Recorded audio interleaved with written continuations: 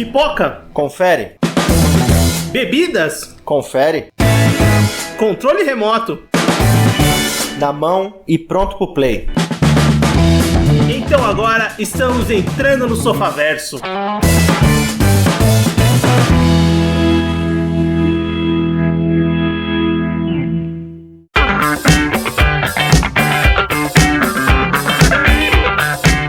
Muito bem, Sofaverso começando, voltamos para mais um episódio do seu podcast e vamos falar de cinema, vamos falar de Shang-Chi. Para isso eu tô com o Everton. Fala pessoal, beleza? Eu tô com o Jonathan. Fala pessoal, e aí? Valeu pelo convite aí, tio. Eu sou o Vinícius e Jonathan não poderia estar mais feliz com a sua presença aqui, cara. O ouvinte que escutava a gente desde o Nerd Patriarca com certeza lembra da sua voz de veludo e dos seus comentários abalizados para participar mais uma vez aqui, agora do Sofaverso, né? Demoramos para convidar você, na verdade. Show de bola, Vini. Valeu pelos elogios e, cara, tô muito feliz de estar participando aí com vocês após essa reformulação. Aliás, gostei muito dos novos estúdios. Pô, recepção, cabine isolada, segurança, mesa de som. Aliás, até o engenheiro de áudio, velho. Eu nem sei como vocês conseguem controlar tanto botão assim no tempo. Eu tô no sentido especial.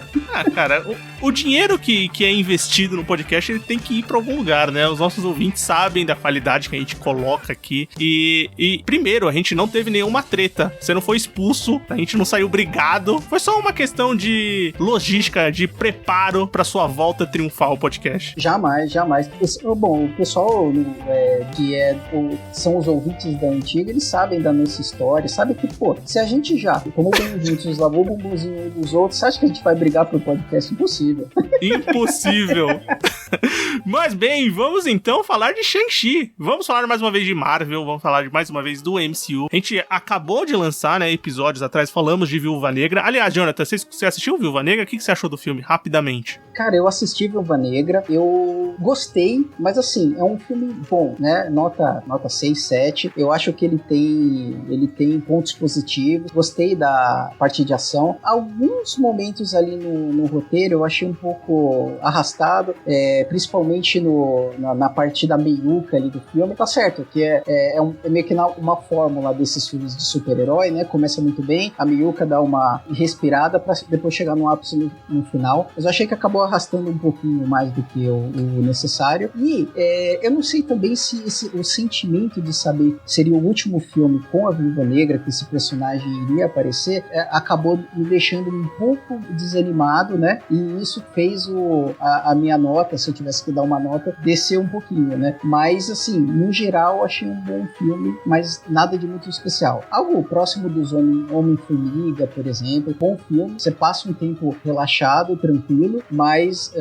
nada memorável. Bem, ouvinte, se você ainda não escutou o nosso episódio de Viúva Negra, vai lá, tem as nossas opiniões, minha, do Everton, do Anderson, que gravou com a gente, escuta lá que o episódio tá bem legal também. E hoje vamos falar do novo lançamento da Marvel nos cinemas, né? O filme que saiu agora no dia 3 de setembro de 2021 nos cinemas, no estreia mundial, né? No Brasil saiu um dia antes, no dia 2 de setembro, que é Shang-Chi e a Lenda dos 10 Anéis, mais um novo herói introduzido no universo cinematográfico da Marvel. Filme que já foi lá anunciado há muito tempo, a gente sabia que ia acontecer. Essa nova fase da Marvel que tá vindo não só nos cinemas, mas agora também com força no serviço de streaming. Então, e o filme é dirigido pelo Dustin Daniel Cretton, e ele é um americano, né, de origem asiática, que ele vem muito do cinema de drama, assim, ele faz filmes bem dramas familiares, sabe? Não tem nada a ver com Shang-Chi, mas eu acho que pegaram muito Shang-Chi porque, querendo ou não, ele tem uma roupagem de drama familiar aqui bem forte, né?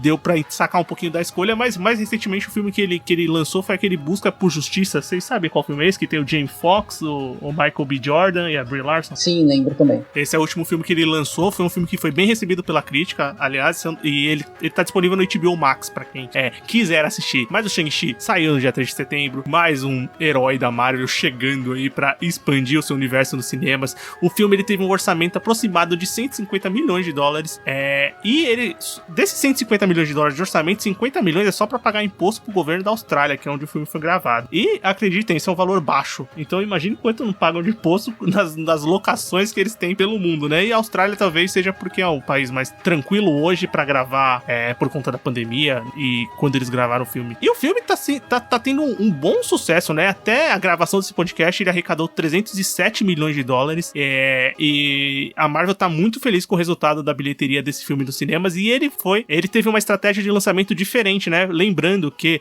os 3 filmes anteriores, assim, que saíram no Disney Plus e no cinema juntos, né? Foram Cruella, o Jungle Cruise e do universo da Marvel foi o Viúva Negra. Então a estratégia foi mudada, o Shang-Chi saiu só nos cinemas e a previsão é pra ele chegar em novembro ao Disney Plus. Será, Vini, que essa mudança foi por causa da questão de bilheteria mesmo? Porque o Viúva Negra, né?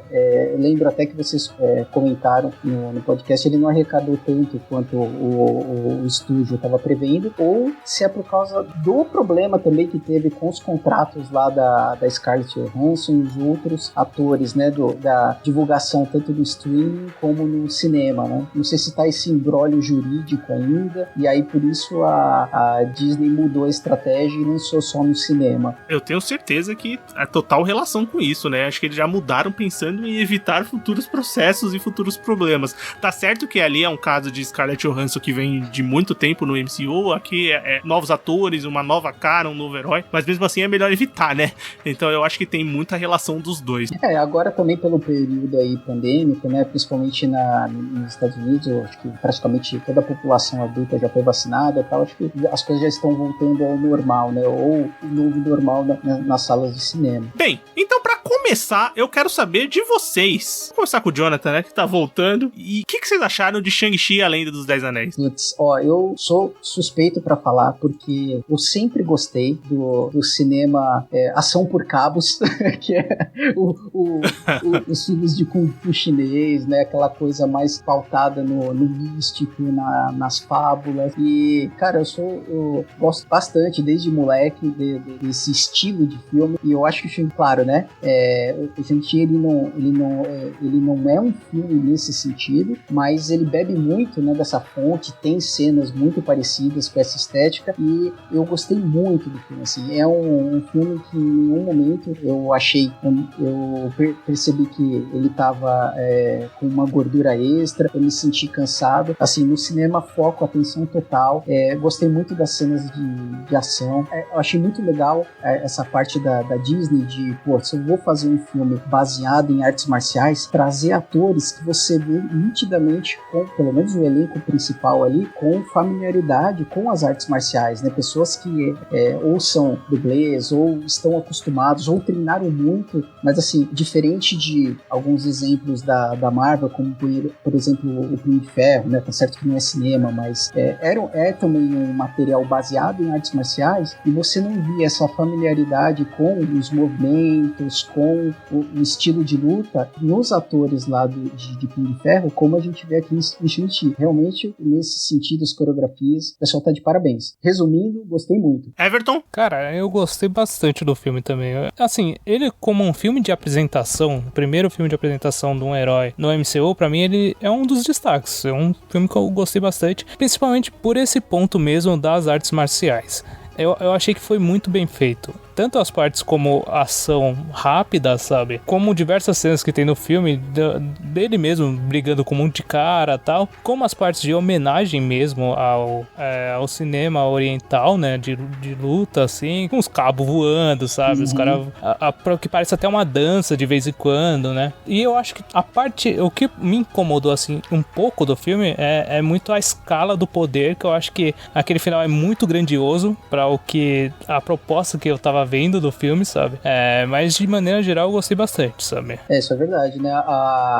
O filme, ele veio vindo ali, até o poder, né, dos anéis, se a gente comparar com os quadrinhos, né, eles são bem mais, são artefatos mais contidos, tal. Você vê que não é uma coisa de praticar, quase que alteração de realidade, como dá os poderes dos anéis lá dos quadrinhos. E quando chega ali no arco final, né, tá certo, eles tentam fazer uma certa introdução, né, Everton, com uma parte mais mística ali, né, por isso a explicação dos poderes, mas mesmo assim, escala bem rápido. Eu acho legal a apresentação, principalmente dos seres lá mitológicos, orientais e tal, bem legal isso. Sim. Só que eu senti que meio que foge um pouquinho do que tava sendo contado, tá ligado? Eu acho que é aquela necessidade de fórmula, né? É meio que parece que é uma questão de... Eu tô apresentando esse novo personagem, ele tem que ter uma escala de poder que vai ser compatível com os outros que já foram apresentados, sabe? Exatamente, eu também acho que é bem isso.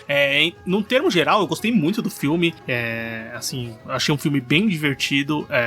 Dos filmes de origem, de primeiro filme do herói, de introdução de um novo personagem no MCU, eu achei um dos melhores, assim, você para pensar, até dos próprios grandes personagens, Capitão América, Thor, esse filme é, assim, absurdamente melhor do que esses primeiros filmes desses personagens que mais clássicos.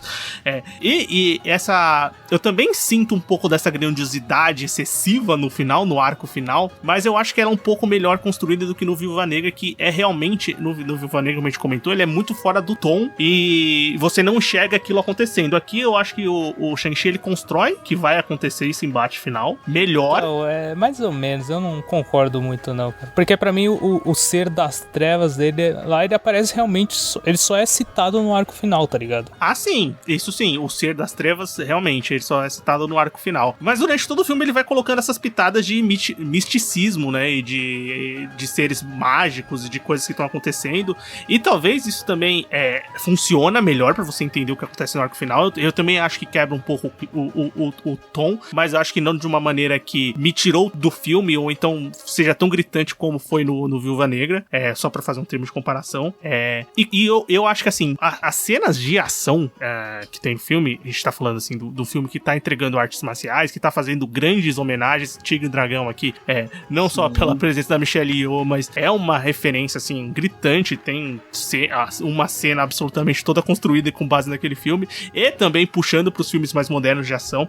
Ele entrega pra mim as melhores cenas de ação de combate corpo a corpo do MCU inteiro. Pra mim passou o Soldado Invernal. Sim, e eu acho que do Soldado Invernal é bem muito... E são incríveis. Mas assim, era o mínimo que eu esperava, tá ligado? Porque eles estão prometendo um filme que o personagem principal é um especialista em luta, em arte marcial, tá ligado? Exatamente. Exato, sim. Mas você vem com aquele pé atrás do Punho de Ferro. Mas se bem que o Punho de Ferro não tinha a mão da Marvel na construção da série, né? Era um outro trabalho junto com a Netflix, mas que flopou tanto e foi um personagem que é até muito mais conhecido que o próprio Shang-Chi, né? O Punho de Ferro é um personagem mais conhecido pros leitores de história e quadrinhos do que o Shang-Chi. O Shang-Chi é um personagem de 73, é até meio mais recente. Que... E a questão do ator também, né? O Simu Liu, ele é do dublê, tá ligado? Sim, o Simu Liu é um ator canadense, né? De origem chinesa, que é realmente aquele ator que eles pescaram pra... Pô, você vai ser grande aqui, vem com a gente, vamos pagar um salário que não é dessas grandes estrelas aqui,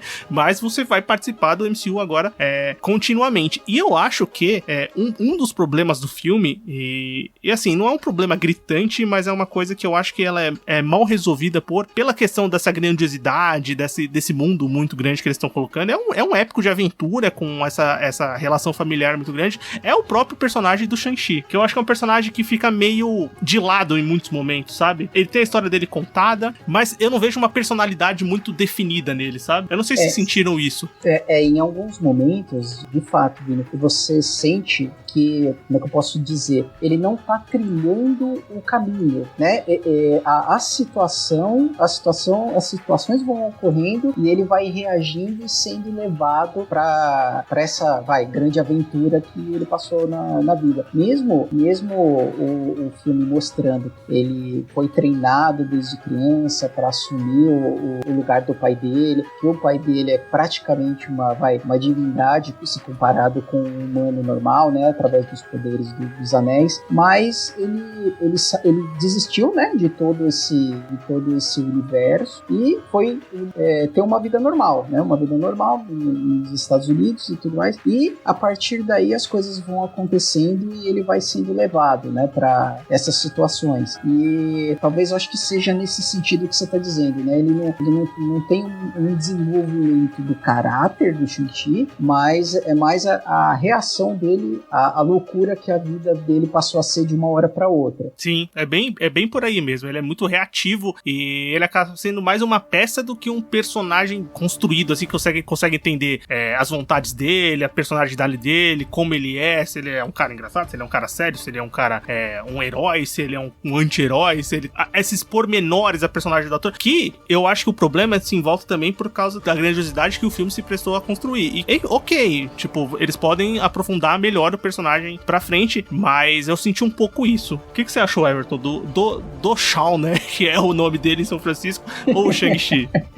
Cara, eu acho que um dos pontos que vocês falaram, assim, é que talvez ele não tenha aquele protagonismo do herói, sabe?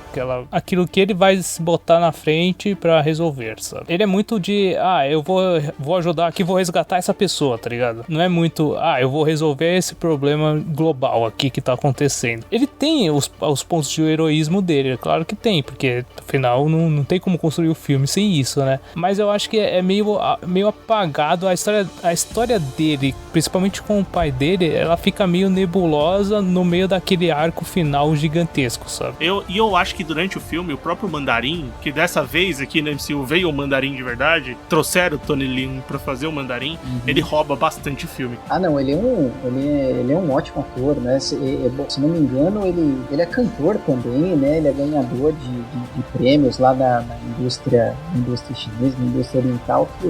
Bom, como eu gosto bastante dos filmes aí de artes marciais, eu lembro de ter visto ele em um filme que eu gostei muito, já acho que da década de 2000, talvez. Não sei se vocês conhecem, que chama Tokyo Raiders. Não conheço. Bem bacana também, já é um estilo bem diferente, né? É um filme mais policial, com um toque de comédia e muito, né? Como boa parte dos filmes aí chineses. E, apesar do nome, é um filme chinês, mas eu acho que em alguma parte dele ele se passa no Japão e também com bastante arte marcial envolvida, luta, e ele é o protagonista do filme. Um dos, né? Eu acho que o filme tem 3 protagonistas, com eles são 3 personagens principais. Ele é um cara que é uma certa celebridade lá na parte oriental. Aqui no Ocidente, não sei se vocês têm informação se ele fez algo eu mais acho relevante.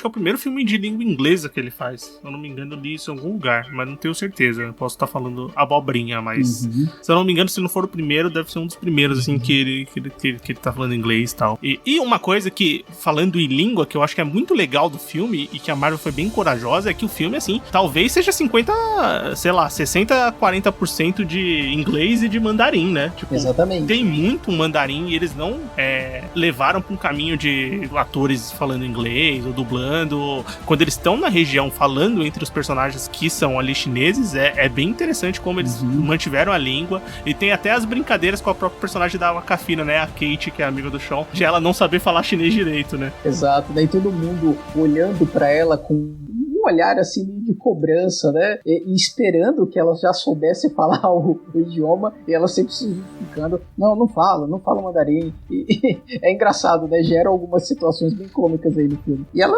apesar dela não ser do núcleo, né? Já aproveitando que você citou a personagem, apesar dela não ser o núcleo das artes marciais ali, ela é um bom alívio cômico, ela tem muito carisma, eu gostei bastante dessa atriz.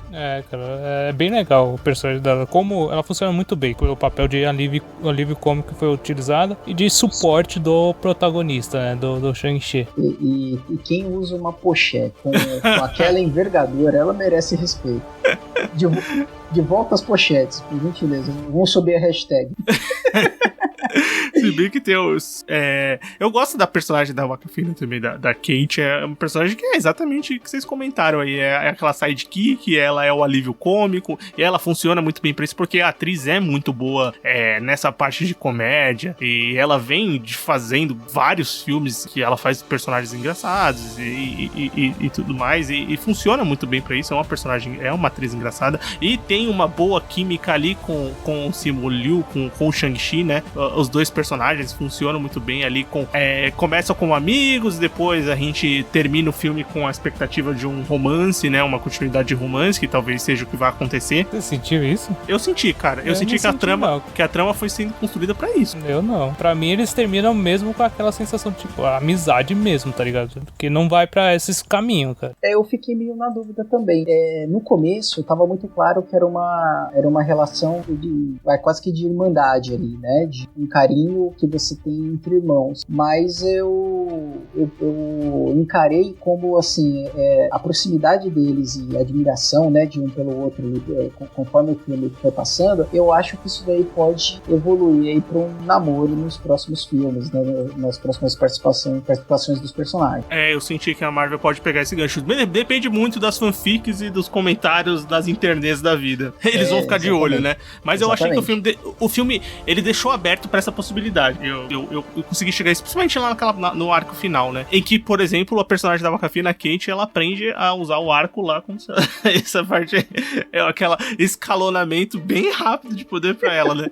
Mas se a gente pensar que no Arqueiro Verde o personagem aprende a atirar, na série, né, do Arqueiro Verde, o personagem aprende a atirar com precisão milimétrica, vai no espaço de alguns meses numa ilha, então ela com quase uma flecha de escama de dragão, isso, né? E ensinamentos místicos, eu não sei o que, até que eu compro o barulho. E pode ter sido até um tiro de sorte, né? Sim, vamos dizer, bem, pode continuar, vamos pensar assim, né?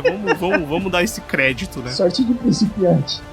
Mas eu acho que esses personagens que a gente comentou, porque o filme se inicia com o Mandarim, né? Com o antagonista, com aquele cara que é o detentor dos 10 anéis de poder lá, e que são cenas bem legais com ele no passado, e vai acontecendo através dos anos. Aí, se eu não me engano, a primeira cena que tem antes ainda é o encontro com a Jian Li, né? Que é vivida pela Fala Chen, que é a mãe do Shang-Chi, né? Que é aquela cena que é uma puta homenagem pro Tigre Dragão, que é mais uma dança do que uma luta, mas é aquela coisa misturada. É uma cena lindíssima, muito bonita, muito bem filmada, né? Sim. E tem muito dessa dualidade, né, do Kung Fu, né?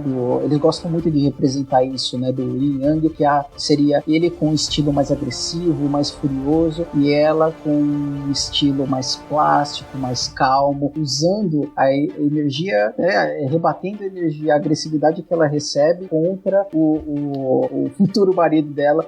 E assim, é uma homenagem não só ao Tigre e o Dragão, mas diversos outros filmes que tem essa temática, né? Eu acho bem bacana também. E uma coisa que faz com a personagem, a Jian Li, que é a mãe do Shang-Chi, que eu acho muito interessante é que durante o filme vão tendo os flashbacks dela, e como ela usa a arte marcial, não apenas como modo de defesa, mas como ali um estilo de vida mesmo, né? E você vê que aquilo tá bem impregnado na cabeça do Shang-Chi, né? E posteriormente depois da irmã dele, da Shan Li. Exato, é quase que uma filosofia que ela segue ali e tenta passar pros filhos através dessa arte marcial que ela aprendeu, né? Que é da origem dela, né?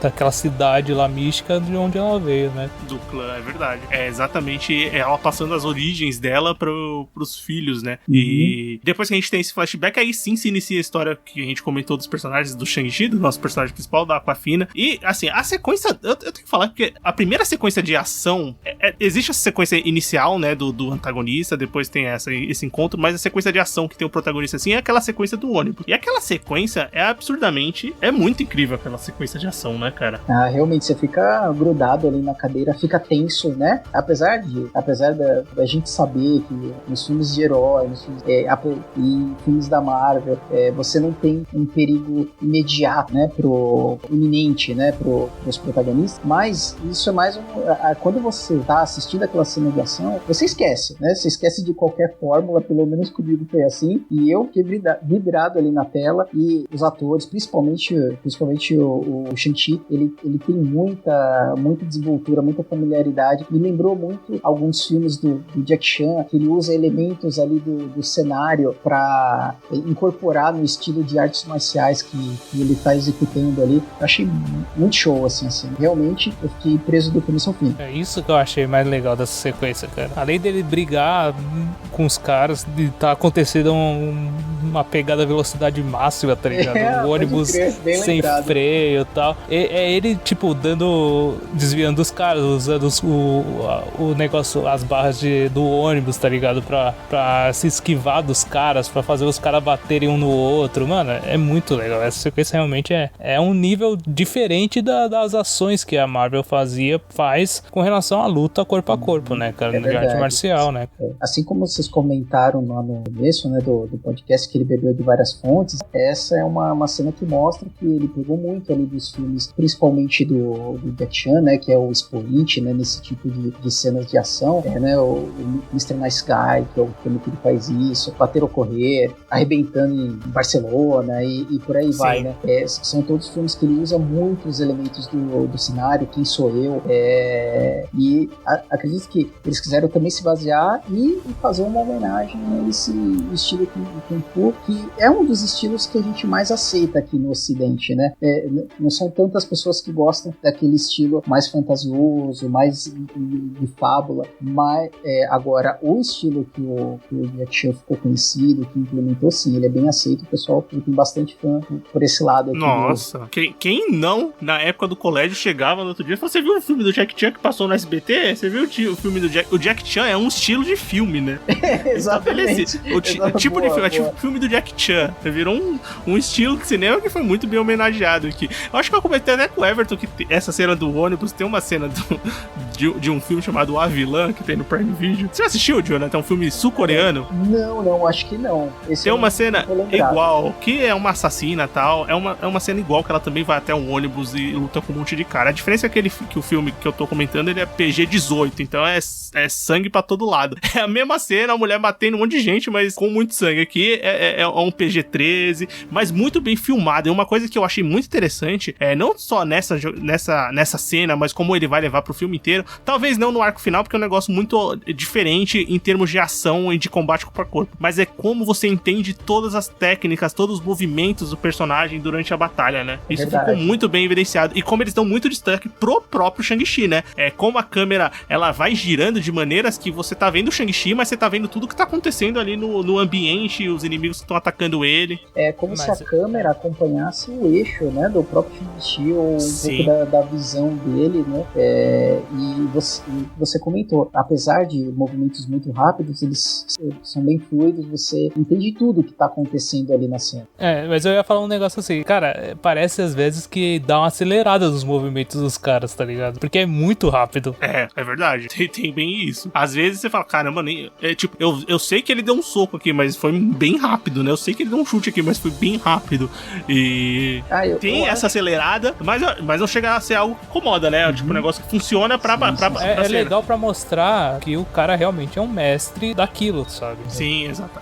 Sim, é bem por aí. Esse recurso o pessoal usa bastante pra duas coisas, né? Uma é dar aquela sensação de urgência, né? E pra dar impacto também nos golpes, né? Porque na coreografia o cara não pode dar um soco ali numa velocidade normal, um pouco maior, porque independente do nível de treinamento, né? Ou a câmera não, ou o movimento não sai tão fluido, ou a câmera não pega, ou pode machucar ali os outros atores, ou os dublês. Então o pessoal faz muito isso pra dar aquela sensação de impacto no golpe. E vamos dizer assim que além do Mandarim, tem o capanga número 1, aparece desde o começo, né? Que é o Punho de Lâmina, o Florian Mantegnu, que é um lutador mesmo de boxe. Essas lutas livres aí da vida também, bodybuilder e o caramba, o cara é um armário. Ele porra, bem forte, aquele punho de lâmina é bem legal e a estética da porradaria com ele fica bem bacana. É impressão minha ou ela é meio incandescente ali, a lâmina? É incandescente, né? Ela meio, sei lá, tem um sabre de luz ali, entendi, sim. Né? Não, sabre de luz não, aquele do Mandalorian, não sei se vocês assistiram, que tem um sabre lá que... Sim. Sabre negro, né? Acho que é isso que eu achei bem parecido. Apesar das cores serem diferentes, o estilo ali das lâminas e tal, e corta igual manteiga, qualquer coisa que ele faça. Sim, cara, é bem legal. Você é o resultado dos que vieram antes de você. O legado de sua família. Você é sua mãe. E goste ou não, também é seu pai. Posteriormente, a gente, pra introduzindo outro personagem importante da trama, a gente tem a continuidade do filme que eles vão, assim, que o Shang-Chi tem essa missão, né, de salvar a irmã de outro, porque quem atacou ele foram os capangas lá da Organização dos 10 Anéis, né, que é comandada pelo pai dele, pelo Mandarim. E aí ele vai até a irmã na China, né, então eles vão até a China e a introdução da irmã dele, da Meng'er, da atriz, né, da Xian-Li é o nome da personagem, vivida pela Meng'er Zhang, que aparece primeiramente lutando contra contra o próprio Shang-Chi, depois tem toda a parte ali do clube de luta. E vocês gostam da personagem? Da irmã dele? Eu acho legal, cara. Eu achei legal também, né? Nada de muito especial. Eu acho bacana que é uma personagem que demonstra, né, bastante personalidade, ela é segura de si, como todos os outros, né, atores aí do elenco principal, ela manda muito bem na parte de artes marciais, leva bem, né, essa parte de ação nas costas. Eu gostei bastante, não tanto quanto outros personagens que a gente já comentou antes, mas eu acredito que ela sustenta bem, sim. O Clube da Luta, ele só é aleatório, ele realmente é só pra você colocar o Wong e o Wong aparecer no final do filme na cena pós-crédito. É só pra isso que serve, tá ligado? Vou falar em Wong, Everton, antes que eu esqueça, qual que é aquela criatura que o Wong tá lutando? Então, eu acho que é o Abominável mesmo. É o Abominável. O Abominável do Hulk, daquele exatamente. Filme do Edward Norton. Exatamente. Que as pessoas esquecem que é um filme do MCU, né? Ele é considerado também, né? Sim. É verdade. Toda aquela parte, aquele passado que ele teve com o General Ross, né? Eles citam um pouco nos filmes do MCU, aqueles exercícios, né? Se a gente puder fazer um link, o treinamento que ele fez nos filmes antigos para tentar controlar a raiva dele através da respiração, que ele fazia até no Brasil aqui com um dos mestres da família Grace, e acho que esse tipo de controle e treinamento evoluiu para aquilo que a gente viu nos Vingadores depois, né? Que ele praticamente consegue se transformar a hora que ele bem entender, né? Sim, com certeza. E é bem por aí, mas eu também concordo, Everton, com isso que você falou, que realmente essa parte do clube, ela é esteticamente muito legal, é um clube da luta, você vai colocar o confronto dos irmãos, mas ela é muito mais pra você mostrar um Wong, mostrar também mais algumas cenas de batalha, porque o filme tem uma questão muito interessante, que o filme tem um ritmo muito bom, mas eu acho que ele tem uma boa quebra ali, quando ele vai começar a contar a história ali das criaturas. Até essa parte da luta, quando chegam lá os caras pra roubarem o colar da irmã dele, é muito legal, tá ligado? Não, apesar que a luta eu acho legal, aquela luta lá nos andaimes, tá ligado? Lá de fora, só que pra mim ela não é tão legal quanto a primeira, porque lá tem é muito nítido o CG e muita cena, tá ligado? E é uma homenagem, não sei se é uma homenagem ou é um copia e cola da cena dos bambus lá do Hora do Rush 2. Exatamente. É igualzinho a cena. É bem parecida mesmo. Sinceramente, eu achei legal também a cena de luta. Essa, na arena, foi muito rápido, nem tanto, mas essa dos bambus, apesar do CGI, eu gostei por causa dessa sensação. E eu assisti, fazia muito tempo que eu não via um filme em cinema 3D, e na sessão que a gente queria assistir, só tinha essa sala 3D, e essa cena dos bambus, estranhamente, o histórico dessa tecnologia aí de fracasso, essa cena dos bambus, velho, ela passa uma sensação de incômodo, cara, eu achei muito legal, realmente, eu não sei se isso contribuiu, né, como experiência, mas eu fiquei apreensivo ali. Mas a luta dele com o ninja lá, que treinou ele, é muito da hora, velho. Sim, é muito animal. É uma puta coreografia. Que é um personagem que também aparece depois, ok, né? Cara, é um personagem que eu me senti enganado com esse personagem. Porque o filme constrói... Ele é muito parecido com... Puta, eu falei Viúva Negra também de novo, mas tem o treinador lá. Parece treinador, não parece? É, um cara que aparece. É a mesma coisa. Parece que vai ser o vilão, tá ligado? Vai ser um grande antagonista. Isso. É um mascarado fodão, né? Luta pra caramba, mas assim, poderia ser qualquer um ali, né? E de qualquer hora você espera que vai se revelar que é a mãe dele, que é a irmã dele, que é qualquer pessoa... Que é o Nicolas Cage. Que é o Nicolas Cage, que é o Kevin Feige, ou qualquer pessoa que tenha alguma relação com os personagens ali. Mas não é nada, tá ligado? Aliás, então... se eu pudesse apontar um defeito, assim, nessa parte do filme, já que a gente chamou, faltou o Nicolas Cage nesse elenco, né? Cara, quem viu a performance do Nicolas Cage nessa parte de artes marciais em Conair, mais recentemente em Jiu-Jitsu, não sei se vocês tiveram o prazer de ver. Não, mas já me falaram que é brilhante. Cara, é genial. O cara caça alienígena, um predador, gosta de grandes guerreiros, mas ele tá com artes marciais, entendeu? E ele ele tá ali, é porrada no alienígena, eu acho que faltou o Nicolas Cage, mas... Na verdade, acho que um grande defeito, um já que a Marvel contrata, assim, os maiores atores do mundo, eu não sei como o Nicolas Cage ainda não faz parte do MCU, né? Já pensou? Olha o impacto. Logicamente, ele já fez parte lá como Motoqueiro Fantasma, mas aquilo a gente ignora, não era Marvel, era Sony, ignora, traz ele de novo de outro jeito. Isso. Já pensou o pessoal, sei lá, jogando algumas partes no texto, Guerreiro Branco, eu não sei o que e tal. Aí, de repente, olha o impacto no cinema quando ali na batalha derradeira, ele versus Shang-Chi, ele tira a máscara e ali embaixo das vestimentas de ninja tá o Nicolas Cage. Cara, cinema vem abaixo. Eu acho que eles perderam essa oportunidade. Eu também acho. Eu concordo 100% com você. E eu acho que se a Marvel estiver escutando esse episódio, ela vai ficar bem ligada nessa ideia. Sim, faz deepfake. Todo mundo coloca o rosto do Nicolas Cage em todo quanto é lugar, fecha um contratinho com ele ali e pronto, vai adicionar muito valor na versão do diretor. Não custa nada. Eu aposto que ele aceita por bem pouco, porque ele faz filme de tudo que você pode acreditar. Mas pegando... Depois dessa grande ação, dessa cena do Clube da Luta, do encontro com a irmã, tem o encontro com o pai, né? Com o Mandarim. Aí a gente vai conhecer mais dos objetivos dele ali pro decorrer da trama. Aí eu acho que o filme tem uma boa barriga. Mas assim, é uma barriga que é necessária. Todos os filmes do MCU fazem isso, pra contar a história e tal. Só que esse filme tava vindo num ritmo tão frenético e tava intercalando tão as grandes cenas de luta, de ações tão rápidas, que eu acho que ele fica muito tempo sem ter cena de luta realmente, sem cena de luta ou ação ou batalha. Ele tem uma ali, uma aqui, mas é tão rápida que não pega a grandiosidade daquelas que foram apresentadas. Acho que só vai ter depois no final, né? Tem uma perseguição de carro muito rápida ali, que é bem legal, que também parece muito, quando eles conseguem fugir da base do Mandarim, que parece essas cenas John Wick, recentemente teve cena assim, né? Sim, os filmes daquele, o ator Chow Yun-fat, né? Acho que é esse o nome dele, que fez o Monge à Prova de Balas e tal. É muito comum essas cenas de perseguição, de fuga. Não sei se eles fizeram tentando, né, emular isso, mas eu achei bem familiar. Mas vocês gostaram do Mandarim, do Ben Kingsley? Que retorna, cara. Ele é um personagem divertido, né, Everton? Mas eu acho indispensável, né? Ele entra como alívio cômico que já tinha, sabe? Eu acho assim, que eles deram uma boa consertada na cagada que eles fizeram no Homem de Ferro 3. É mais por isso. Eu acho que eles tiveram que botar um ponto final, né, nesse... Vamos encerrar aquela história que deu errado, obviamente. O filme não foi tão bem recebido.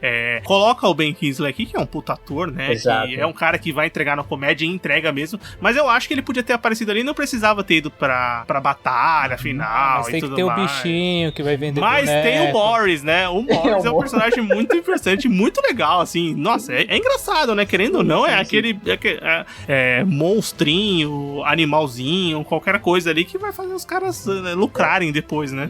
Aquele é o pet fofinho, né, pronto pra vender ali, né, é aquele mascote que todas as crianças já estão esperando pra comprar Funko e comprar almofada, comprar toalha baseada no personagem, realmente. E essa conexão que ele criou com o Mandarim, como eu posso dizer, genérico, com o Mandarim genérico, acabou dando uma certa condição ali na história, mas assim, essa conexão dele entender o que o Morris fala, ou ele conseguir se comunicar, realmente eles não se explicam, né? Eles não explicam assim, toma aí, é isso e pronto. Poderia, se eles não se tirassem ali o personagem do Brinquedo e colocasse qualquer outro ator, a gente ia engolir da mesma forma e ia seguir o filme sem nenhuma perda de qualidade, assim. Realmente, acho que trouxeram ele pra botar esse ponto final. Acredito que eles não vão aproveitá-lo em outros momentos aí do universo da Marvel, mas acho que foi um encerramento interessante. Apesar de ser qualquer nota, né? Sim, qualquer nota. É uma boa ponte, né? Porque essa ponte que é feita, assim, com os filmes anteriores, com todo o universo cinematográfico, né? Você colocando esses personagens, colocando esses easter eggs pra você conectar tudo. E aqui é uma relação direta, né? Porque o filme do Homem de Ferro 3 tem o Mandarim Fake e os 10 Anéis já foram citados lá atrás, lá no começo do MCU. Então, você faz essa conexão bem acertada aqui, que isso eu acho que eles fizeram bem. também, apesar de que o personagem podia ter aparecido ali numa cena e não ter voltado mais. Não pelo ator, obviamente, mas que não acrescenta no todo da história, né? Depois ele vira puramente um alívio cômico e depois que o bicho pega de verdade, que é no arco final, realmente não precisa mais dele ali. Ele nem vai aparecer direito. É verdade. Pô, você comentou que os 10 Anéis foram citados anteriormente? Eu não lembro disso. Eles não foram... se eu não me engano, eles são citados lá em algum Homem de Ferro, lá no começo. Ah, é? No que aparece o Mandarim mesmo, será? Pode ser. Eu não tenho certeza. Uhum. Eu também não lembro, pra falar a verdade. Já faz um bom tempo que a gente assistiu. Primeiro o Homem de Ferro eu não tive coragem de... Esse Homem de Ferro eu não tive coragem de revê-lo, né? Então... Fica nessa memória, né? Exatamente. Fica nessa memória. Aí, como eu falei, tem que ter toda essa barriga de... Aí a gente tem toda a construção do universo místico do Shang-Chi, da origem dele. Aí eles vão até... E vai ter essa busca por origens, né? Principalmente por parte da origem dos irmãos, né? E com a relação com a mãe dele, né? E tem toda a construção do passado da mãe, como a mãe foi morta, qual a relação do Mandarim, como é essa organização que ele comanda e qual o objetivo dele ali no final, que é, de fato, ele acredita loucamente. E um dos maiores problemas do filme pra mim. Que o Mandarim, né? O personagem de Tony Leung, o antagonista da história, ele acredita que a esposa dele tá viva, né? E ele vai até a antigo clã e esse lugar mágico que vive a linhagem da família dela, acreditando que ela tá viva, né? Exato. O primeiro objetivo dele, que foi quando ele encontrou a esposa dele pela primeira vez, ele queria chegar na cidade lá, ou era simplesmente que era uma cidade mística? Agora eu não tô me lembrando. Por isso, pra ter mais poder, sabe? Mais poder. Tá, mais poder, tá certo. Me fugiu da memória. Mas, cara, essa motivação dele pra mim é muito tosca, porque assim, beleza, ele pode estar realmente envolvido numa loucura, mas o que eu acho estranho é que, tipo, o personagem em si, ele não tava demonstrando nenhum tipo de loucura, assim. Ele parecia ser muito racional. E do nada ele tava assim, não, ela tá viva, eu tô escutando a voz dela. E outra, o personagem lá, ele tem tipo 4.000 anos. E ele se deixa enganar por uma maneira muito estúpida, tá ligado? Eu achei essa motivação dele muito ruim, sabe? Agora você falando, Everton, nessa questão dele perder o controle de uma hora pra outra, né? Realmente, era um personagem que, pelo menos era o que a gente estava imaginando, né? Encarando ali. Era um personagem muito centrado, né? Tinha os objetivos claros. Era um personagem, até pelos anos que ele viveu, com uma sabedoria, né, absurda. E essa virada dele, ouvindo vozes, o desespero para ele invadir a cidade mística, para supostamente libertar a esposa dele, foi de uma hora para outra, realmente. Né? Se desde o começo mostrassem ele, a primeira vez que ele encontrasse o filho dele, ele tivesse com uma aparência mais debilitada, uma coisa mais rústica, né? E sei lá, ele um pouco mais velho, com olheira, qualquer coisa assim que mostrasse que o personagem tá sendo atormentado, né? Não consegue dormir direito e tal. Mas não, ele, né? Sempre postado ali como, ele tinha a postura inglesa do Alfred, praticamente, né? O mordomo do Batman. Super alinhado, né? De repente. Tirando que ele tava de papete, né? Tirando isso e tudo. Todo mundo falando assim, se você for lá, você vai liberar um monte de demônio. Ele começa a bater no negócio, libera os demônios e ele continua batendo, tá ligado? Cara, é meio que pra mim não faz muito sentido, tá ligado? É meio contra o que o personagem tinha sido apresentado, sabe?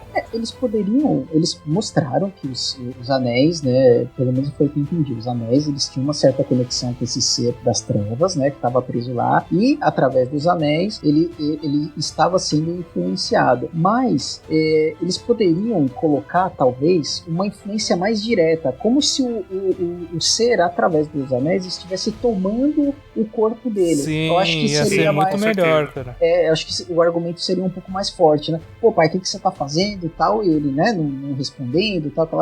Quem sabe até brigando com a família ali, que ele já estava sob o controle, sob o domínio. E quanto mais próximo da cidade ali, maior a conexão e o domínio da criatura. Mas não foi isso. O que foi passado pra gente é que ele estava sendo só estimulado, né? E, pô, tá todo mundo falando pra ele uma direção. E ele batendo na tecla que aquilo era mentira. Uma vez que ele socou o muro, ele viu as criaturas saindo, pronto, aquilo que ele não estava acreditando passou a ser verdade. Ele tá vendo. Naquele momento ele já deveria ter percebido o objetivo dele não ia se concretizar. Infelizmente, mais uma vez, o MCU dando uma leve cagada no seu vilão, né? Verdade. Que é um vilão funcional, é um ator super legal, funciona boa parte do filme, assim, esteticamente é bacana. Eu achei que uma coisa bem funcional que eles fizeram foi a habilidade dos 10 Anéis. Sim, é legal, só que não explica porra nenhuma, né? Tipo, Não, é isso aqui, assim, tá ligado? Ele usando, o mandarim usando, é uma coisa, porque ele tá 4 mil anos usando aquela porra. Agora, quando o Shang-Chi tem poder com ele e ele aprende a usar tão rapidamente, com a mesma energia, aí eu realmente acho que é aquele escalonamento heróico que é um pouco disfuncional, mas é uma coisa que era esperada acontecer. Mas eu acho assim, esteticamente, eles lutando e utilizando os anéis, puta, é muito legal, muito bonito, funciona na tela. Ah, sim, e a forma, né, que ele usa os anéis pra disparar, pra criar barreiras, pra disparar onda de choque, pra perfurar, pra dar impulso, pra proteção, é muito legal, né? Você tem uma série de utilidades ali dos anéis acho que ele chega até a flutuar, né, praticamente voar com os anéis. Eles dão uma série de habilidades pra ele que são bem úteis e não chegam a ser aquele nível, né, de poder que os anéis têm, que eu tava comentando lá no começo do nosso papo, dos quadrinhos, né, que, pô, eles são praticamente mentira das joias do infinito, né, o negócio é muito poderoso mesmo. Eles deram uma reduzida, né, nesse escopo de poder, mas mesmo assim ficou interessante. E nem explicaram muito também visando utilizar isso futuramente, né? Foi o que eu entendi. Eu entendi que foi deixam pro final do né? filme, deixam pra cena pós-crédito, né? Deixam isso em aberto porque eles vão utilizar. Você é o resultado dos que vieram antes de você. O legado de sua família. Você é sua mãe. E goste ou não, também é seu pai. Mas agora, só pra gente finalizar, chegar na reta final, não só do podcast, mas também do filme, que esse arco final que é grandioso. A gente falou do Morris, mas aí eles colocam vários animais místicos que são característicos, assim, que você bate o olho no animal, você lembra ali de figuras, talvez, mitológicas, chinesas, assim, tudo mais. Que, assim, querendo ou não, o MCU, às vezes ele vacila um pouco no CGI e na computação gráfica, mas eu acho que aqui no Shang-Chi é bem funcionante. O arco final é bonito. Apesar dele ter sido feito todo no escuro pra poder render mais. É verdade. Eu também gostei da interação. Tem algumas cenas, né, que são mais claras ali, e a interação dos atores, principalmente com aqueles, o que me parecem ser os leões, né? Mais tipo leões. É muito legal. Legal. Esse monstro é muito bonito, cara, esse animal. Assim, a parte final, apesar da gente ter falado da questão da grandeza ser maior do que o filme tava apresentando, eu acho muito legal, tá ligado? As lutas, aquela luta daquele monstro gigante do Senhor das Trevas lá, com aquele dragão é muito legal, sabe? Apesar de ser uma escala acima do que estava sendo apresentado no filme, ela é bem feita, sabe? Teve uma hora que essa luta final eu fiquei um pouco incomodado. Eu até tava assistindo com a minha esposa o filme, porque o dragão, uma vez que ele acordou, cara, ele tomou pra si a situação, tá certo, né? Uma criatura mística, eu acho que é a coisa mais legal ali visualmente do filme. Mas ele tava fazendo tudo. E o Shang-Chi, sei lá, perdendo tempo com outra coisa. Eu falei, caramba, meu, o Shang-Chi não vai fazer alguma coisa pra ajudar o dragão, não? Ele tá montado em cima do chega depois. Mas e aí, né? Aí, beleza, depois ele recuperou o protagonismo e tal, mas eu acho que ele ficou com muito tempo nesse arco final, que deveria ser focado no personagem, ficou mais focado no dragão em si, na batalha dos outros atores, né, dos coadjuvantes, e assim, o Shang-Chi em si, ele fez, na minha opinião, ele fez pouca coisa pra resolução final ali, de que teve aquela questão do pai dele, né? Depois da parte do pai dele, ele fica meio sumido, né? Isso, exatamente. Sim. Acho que vocês sentiram, né? A mesma coisa. Sim. E cara, eu também acho isso, o dragão rouba a cena. Posteriormente, e na real, quando vai pra, de fato, a interação entre os animais e o personagem principal, a divisão ali é bem clara. Tanto o Shang-Chi quanto a irmã dele, a Xia-Lin, tem uma boa participação ali naquele arco final, a Xia-Lin principalmente. Só pra gente não deixar passar, a Michelle Yeoh, ela tá no filme e ela vive se eu não me engano, é a irmã da mãe deles, é a tia deles, né? Isso, exatamente. E ela é uma personagem importante pra ensinar pro Shang-Chi fazer um novo treinamento ali no herói, dar mais uma evolução pra ele, filme, que é uma cena bem legal, é bem bonita realmente, e o papel dela, assim, é cirúrgico, pontual, funciona pra proposta do filme, é uma puta atriz, né? Então funciona assim. A Michelle Yeoh, ela entra em cena, ela tem muito carisma, né? E também ela tem essa todo esse histórico de proximidade, né, com as artes marciais. Então, assim, ela num papel de uma mentora, você compra, porque ela já fez isso em outros filmes, né, em muitos outros filmes anteriormente. Então, realmente, a gente não podia deixar de citar aí que eu acredito até que seja a atriz de... Bom, tirando o Ben Kingsley, né, mas a atriz de maior expressão aí do elenco, né? Ah, sim, eu acho que sim. Que internacionalmente, né, o Tony Leung talvez não seja tão conhecido internacionalmente. Exato. Apesar de ser um grande ator, a Awkwafina é uma atriz muito conhecida hoje em dia, porque ela fez vários filmes que estouraram, mas a Michelle Yeoh com certeza tá no hall de cima aqui do filme. Então a participação dela funciona muito bem. Já tem uma história, né, e a gente já tem mais familiaridade com ela aqui no Ocidente. Vocês estavam falando da batalha, só pra ver se só eu percebi. Tem uma cena da batalha mesmo, que o Shang-Chi tá lutando junto com o dragão e tá atacando com os anéis de alguma forma o monstro lá, que ela é copiada, ou então ela é muito inspirada no God of War. Na primeira cena, acho que God of War 2, que é aquele monstro gigante que você vai apertando, ele vai pulando assim nos tentáculos do cara. Você lembra, Everton, disso? Caramba, não lembro. Cara, se você pegar os movimentos daquela cena do jogo e pegar o do filme, é muito parecido, cara. Muito parecido. Você tá falando do God of War do PS3, certo? Não, do PlayStation 2 ainda. Do PlayStation 2, que ele luta com um monstro de tentáculos. Eu não lembro exatamente o monstro que é, mas a pessoa que jogou com certeza vai lembrar. Certo. Porque quando eu assisti eu falei, nossa, eu lembrei do God of War nessa cena. Tem a batalha que ele faz com a... Aí eu achei que você estivesse mencionando essa. Tem a batalha que o Kratos faz uma espécie de cavalo, né, hídrico lá do Poseidon. Eu achei bem parecido. Eu não sei se é essa que você tá mencionando. Pode ser essa, né? Eu também não... Não, na verdade, eu não lembro exatamente qual batalha é que o Luiz tá falando, mas ela mas lembra... fez lembrar, né? Não, lembra a característica do jogo, principalmente esse negócio dele ficar pulando de um lugar pro outro, usando os anéis, tá ligado?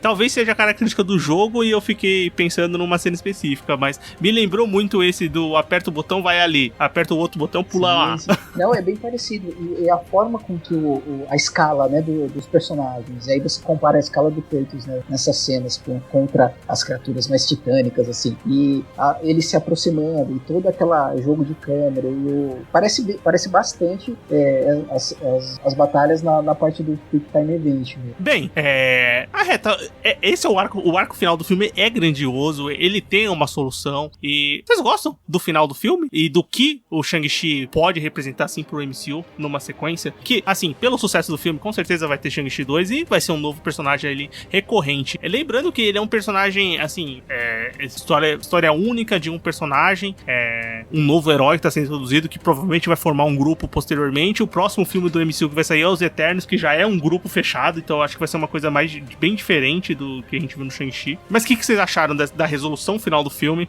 e do que o Shang-Chi, o personagem, pode entregar pro restante do MCU? Eu acho o fechamento da batalha muito bonito. O final, quando eles mandam as lâmpadas lá, as luminárias lá no laguinho, sabe? É muito bonito, muito bem feito, sabe? É aquela homenagem, né? Aos mortos. A homenagem ao pessoal que morreu lá, tá? Achei bem legal. Eu não gosto muito do final, assim, da última cena, que eles estão conversando no bar e explicando pra amiga deles das coisas. Eu acho muito...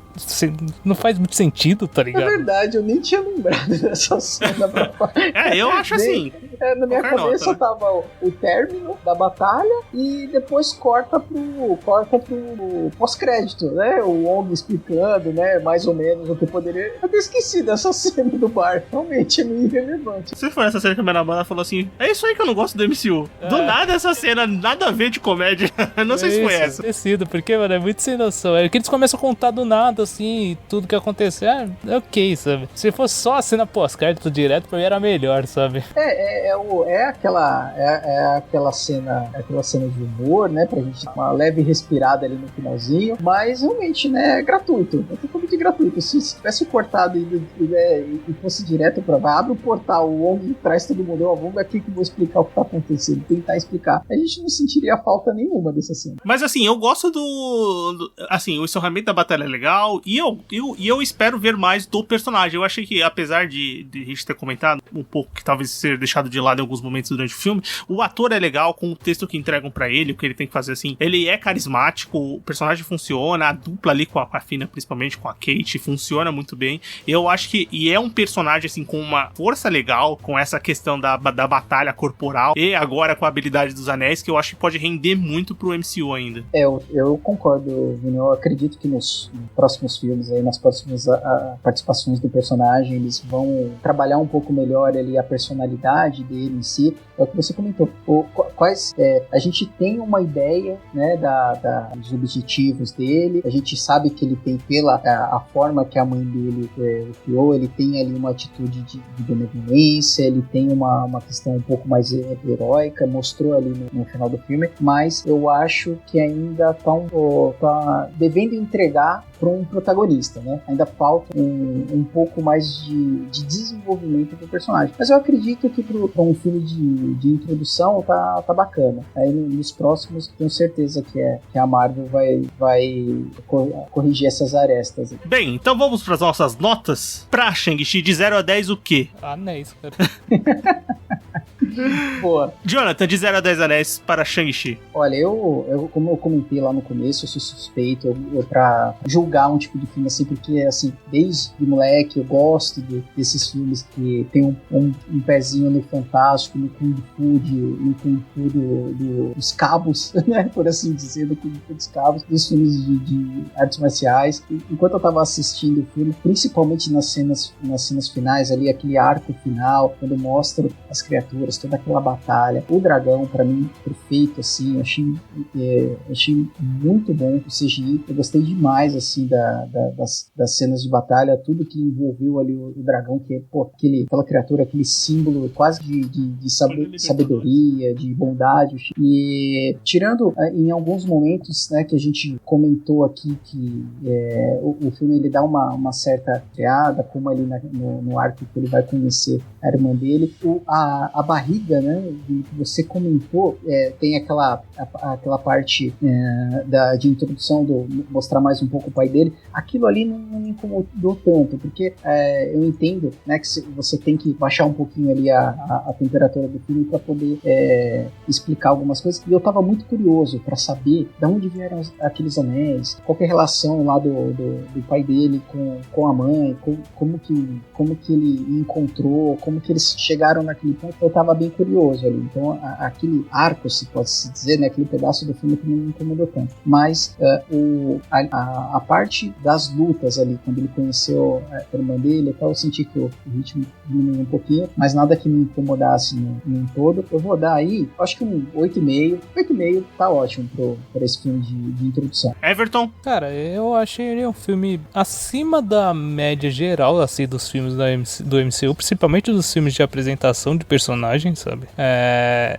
E ele tem as falhas, como sempre tem, sabe? Principalmente, como eu falei, da grandiosidade exagerada pra mim no final, e do vilão que tem uma motivação meio pífia, sabe? Mas é um filme que eu gostei bastante, eu me diverti muito assistindo. Eu acho que um 8 é uma boa nota. Bem, eu vou acompanhar você, Everton. Eu também dou nota 8, porque eu me diverti no filme, eu gostei muito das cenas de ação, assim.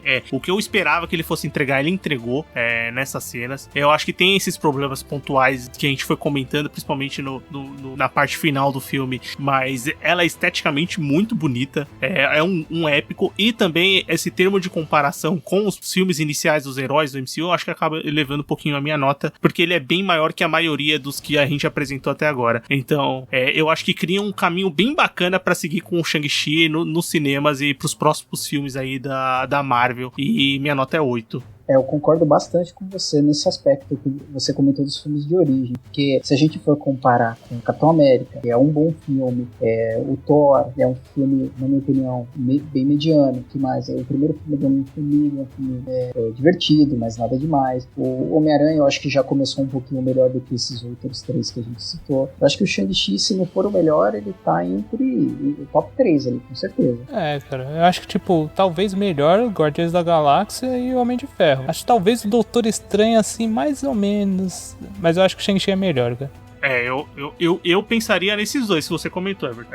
Guardiões da Galáxia e Homem de Ferro. Dos outros, assim, Sim. talvez tenha alguns que sejam tão legais quanto, mas o que vai vir na cabeça primeiro vai ser o Shang-Chi. O Doutor Estranho, né, tem ele é muito, eu acho um filme muito bom também. Aí a gente pode tem pessoas que vão preferir um pouco mais o filme do Doutor Estranho e tal, mas pro meu gosto pessoal, eu preferi o Shang-Chi. Como um filme de introdução de herói, eu gostei um pouco mais do Shang-Chi. Então, bem, para a nota final do Sofaverso de Shang-Chi e A Lenda dos 10 Anéis, são 8.16 anéis. Tá bom, né? Quase tá bom quase a quantidade de anéis do título do filme. Faltou pouco. Ele perdeu alguns lá na luta final e é isso. Quebrou alguns no caminho, ficaram por ali. Muito bom, muito divertido, nem vi o tempo passar na cadeira de cinema. Bem, é isso, vamos pro bloco final então. Bora. Recomendações, críticas e o que mais vier à nossa cabeça agora no bloco final. Muito bem, bloco final do Sofaverso começando. Agora da gente comentar alguma coisa que a gente assistiu, alguma coisa que a gente leu, alguma coisa que a gente escutou, vale qualquer coisa. Vamos começar com você, Jonathan, por favor, traga o que você quer comentar. Pessoal, eu não sei se vocês viram, quem não viu, assista, sensacional a série do Dexter. Cara, eu comecei a assistir, eu e minha esposa aqui, um casal de nerds, e a gente gostou muito, ficou muito envolvido com a série, a gente queria ver um episódio atrás do outro. Uma ótima indicação, tenho certeza que vocês não vão se arrepender. Dexter, que aliás tá voltando com nova temporada, né? Dexter terminou, tem um final polêmico aí, né? Exato, falam que é um dos piores finais de série de todos os tempos, mas vai voltar pra uma nova temporada, né? Vai voltar pra uma nova temporada. É um final que, de fato, né, divide opiniões por causa dessa volta, né, dessa volta anunciada, esse retorno anunciado, surgiu a vontade, a curiosidade de acompanhar. Eu já tinha visto alguns episódios na TV aberta, se não me engano, chegou a passar na Record, talvez, alguns episódios, mas eu nunca tive vontade de parar e acompanhar do início ao fim. Assim, apesar, né, do final, realmente, ele não chega a ser um final tão bom quanto Game of Thrones, mas ele tem seus problemas.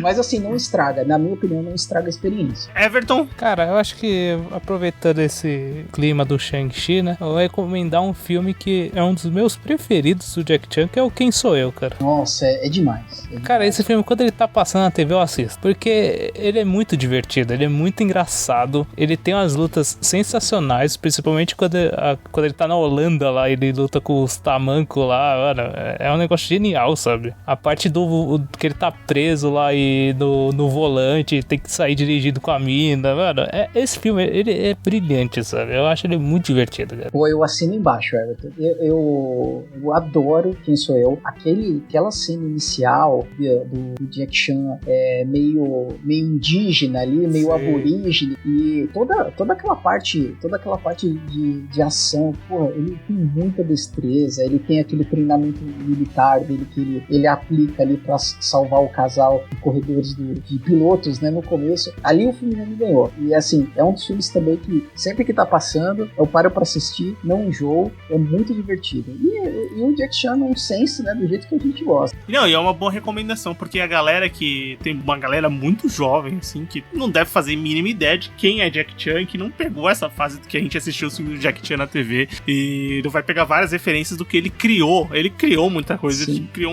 uma capacidade de fazer cinema de ação com comédia, assim, que é muito incrível, cara. Com certeza o pessoal vai associar as cenas do Shang-Chi, das batalhas mais na parte mais urbana, né? E como a gente comentou, usando elementos do cenário, a velocidade, essa desenvoltura que você acha que não tem mais saída pro cara, e o cara acha um lugar pra se esgueirar ali. É bem Jack Chan. O pessoal, se eles assistirem, eles já vão pra um filme com uma boa bagagem, com certeza eles vão começar a detectar os elementos similares aí. Show! Bem, eu vou trazer também um filme que chama Mate ou Morra. E o título original é Boss Level. É um filme que tá nos cinemas agora aqui no Brasil, mas ele já saiu um tempinho assim fora nos Estados Unidos, e você consegue achar ele além das salas de cinema aqui no Brasil por meios de locadoras paralelas, mas enfim. O filme é dirigido pelo Joe Carnahan e ele é estrelado pelo Frank Grillo, Grillo, tem o Mel Gibson, tem a Naomi Watts, e também tem uma pequena participação da Michelle Yeoh, que a gente comentou aqui do Shang-Chi. E é um filme, cara, que eu fui com a expectativa, assim, de ser uma galhofa, e é um filme muito divertido, muito bem construído. O Frank Grillo é o personagem principal, e vive o Roy, que é um ex-oficial do exército, que ele que tá preso no loop temporal. Então é um dia da marmota com tiroteio, porrada e sangue e bomba. E bomba, e tiro e bomba.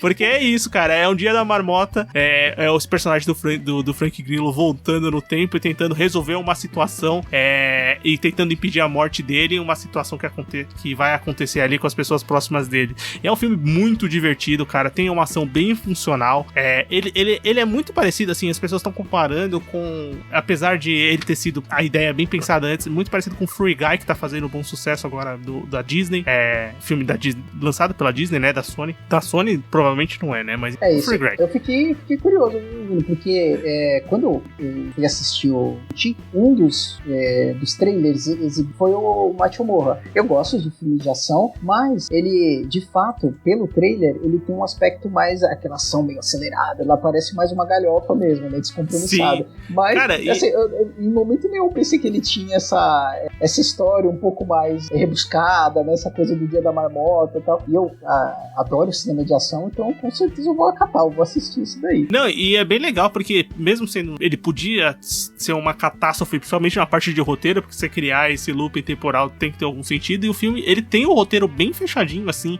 é funcional, e a comédia dele é muito pontual e muito bem feita, cara, tem cenas realmente engraçadas, e as cenas de ação que ele entrega são muito boas, eu acho que vale a pena conferir, mate ou morra. Bem, é isso, né? Sim, deu pra gente conversar sobre Shang-Chi, e ouvinte, comente com a gente o que você achou do filme, se você gostou, se você já assistiu, né, primeiro, se você já assistiu, você gostou do filme, o que você achou? O que você achou das nossas opiniões? Você concorda ou discorda da gente? Manda mensagem pra gente, pode mandar e-mail, podcastsofaverso@gmail.com, nosso e-mail. Procura a gente nas redes sociais, Instagram Sofaverso, Twitter Sofaverso. Temos um grupo no Telegram, tem link de convite aqui no post do episódio, vai lá, você será muito bem-vindo. Quer continuar escutando o podcast? Entra no nosso site, www.sofaverso.com, lá tem todos os episódios. Procura a gente no seu agregador favorito de podcast, Spotify, Deezer, Google Podcast, Cashbox. Onde você procurar o Sofaverso, você vai achar, toda semana tem episódio novo. Jonathan, mais uma vez, obrigado por voltar ao podcast, eu tenho certeza que você voltará mais vezes. Com certeza, pessoal, agradeço mais uma vez aí o convite, a oportunidade de participar desse novo universo, né, esse universo do sofá, que é um universo que a gente passou boa parte da nossa vida ali, consumindo conteúdo, e com certeza, assim que tiver a oportunidade, eu virei mais vezes. E pessoal que tá ouvindo aí, por favor, espalhe a palavra, compartilha, recomenda pra todo mundo, porque pagar esse estúdio novo não é barato. Não mesmo. Estão precisando de colaboradores. Por favor, se você tem vontade de fazer com que a gente cresça mais ainda, continua colaborando aí, que o freezer aqui não se enche sozinho de cerveja. Precisa de dinheiro pra bancar isso. Opa, se o pessoal soubesse o quanto é o metro de espuma isolante, só espuma isolante, quanto mais todos os aparatos, né? Então, recomenda aí, pessoal. Bem, Valvinte, muito obrigado por escutar mais episódio. A gente se encontra semana que vem. Valeu! Valeu, um abraço. Falou, até semana que vem.